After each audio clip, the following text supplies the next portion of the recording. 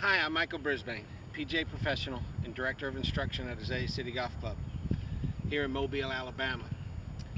I'm out here today on the 18th green. Going to show you how to choose, or the importance of picking your primary target when we are hitting chip shots. Now, the biggest mistake that I see golfers make is they get their mind focused on the end result, which the end result is getting the ball next to the hole or in the hole. But in order to do that, we have to first figure out where we want to land the golf ball. We have to come up and we have to assess our situation. Where is my ball? How far does it need to fly? How far does it need to roll? Is there going to be break? And using that bit of information, we should then be able to choose the correct club. And again, it's not always the same club. I'm a big proponent of chipping with multiple golf clubs. There'll be another video coming talking about the flight and roll characteristics of your irons, but I'm going to show you 3 different shots today using 3 different golf clubs. But anyway, if we make the proper decision, then we just have to get our mind focused on landing the ball in the right spot. As you can see, I've got a nice little yellow target out there for us today. I'm going to pitch this golf ball and get it to land just next to that yellow target. I've just got it out there for a demonstration so you can see. But it's really a great idea when you practice to put something out on the green where you want the ball to land. I love these little target circles that I use. You can stick a tee in the ground. You can throw a towel up there. I mean, there's all kinds of different things that you can do. So I've got a little shot right here. I'm going to fly it somewhere around halfway to the target. I'm going to get the ball on the green right about here, trying to get it close to the hole. I've chosen a pitching wedge, okay? So in my mind, I know I have the correct club. Now, all I have to do is get my mind focused on hitting the main target, which is the landing area. The secondary target, which is the hole or the flag, that will take care of itself. Here we go.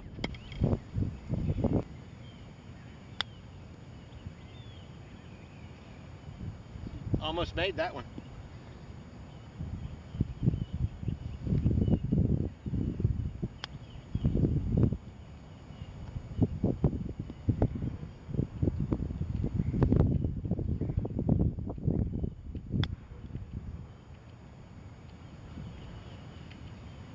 Okay, I hit 3 shots.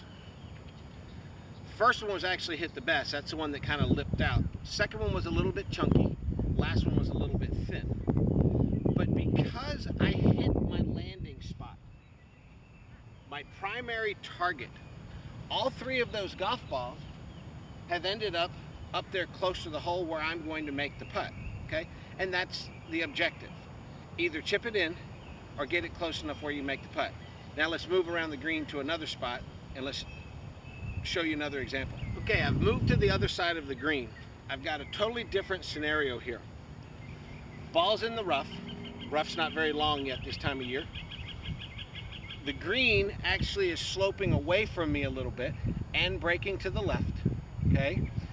And I've got a lot of grass to carry, okay? I put a little orange cone up there. That's my landing spot. I've made the decision that if I take a sand wedge, I just hit a nice little standard pitch shot, I land it next to that cone, it's going to end up close to the hole. So now my whole focus again becomes just hit the ball the right distance to land it next to the cone. Let the roll take care of itself. So here we go.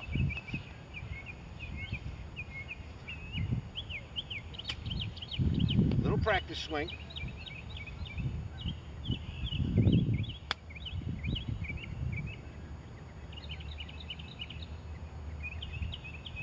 Okay, that ball ended up about 3 feet.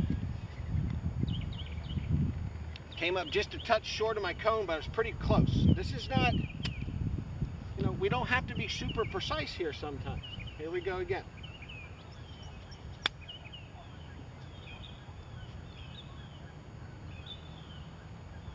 That ball ended up about a foot. Okay, one more time.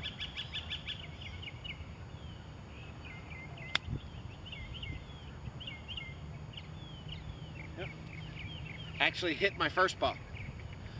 All three of those shots were solid. All three of them landed very close to my landing area. Let me take you up and show you the end results. Okay, here are my end results. Now this is the ball that was actually hit. That was my first one. Second one would have ended up right about there. But look, all three of these shots up and down. All because I hit my initial target or my main target, the landing area. Let's go hit one more shot.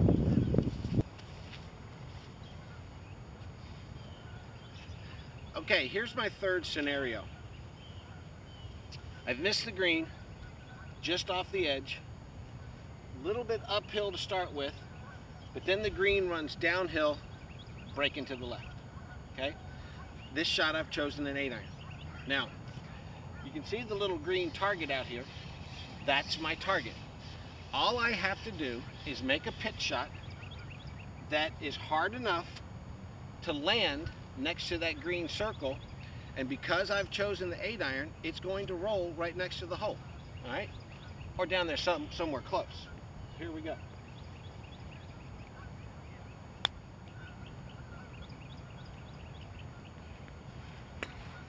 Didn't hit that one very solid.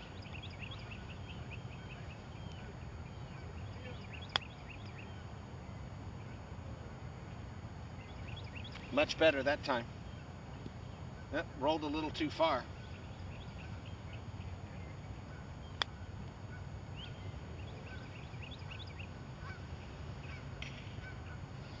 Okay, not my best effort as far as the end result of the three shots. This was much more difficult. But again, my focus was exactly the same. Hit that primary target. If you can learn to hit your primary target, you will become a much better pitcher of the golf ball, drastically lowering your scores. Now, let me go show you how to practice.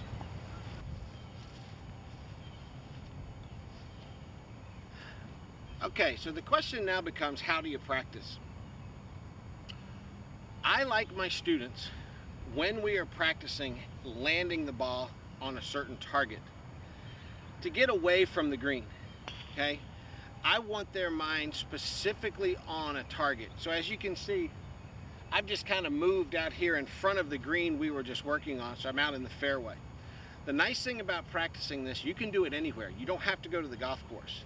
If you've got a backyard that you can hit chip shots, go back there and do this. If you've got, you know, a little field that's close to you or an open area, go there and do this. Schoolyard, anything like that, as long as they don't mind you hitting little golf shots. But get out somewhere where there's no hole. I want your mind totally focused on how far you're hitting the golf ball. So I've put two targets out here.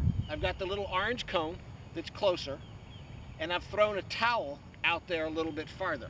Now, again, you can use anything for a target. A bucket, a towel, a cone, a stick, whatever you want to use, it doesn't matter. But get your mind focused on hitting the target. You want to practice this using multiple clubs. All I brought over here with me was a pitching wedge, but use your pitching wedge, your sand wedge, your 8-iron, your 7-iron. Use multiple golf clubs and get used to how the golf club reacts when you hit it. Okay, so let me try one here. First, I'm going to try and hit the orange cone. All I'm thinking about is making a swing that's the right size to hit the orange cone. Okay, it's pretty good. I don't care where the ball goes after it's landed on the ground. I just want to hit it the right distance for the orange cone. Now, let me do one more.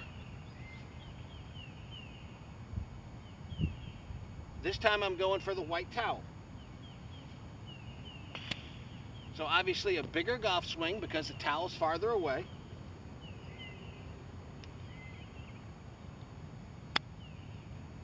Okay. Pretty good, right next to it. Okay, let's do one more.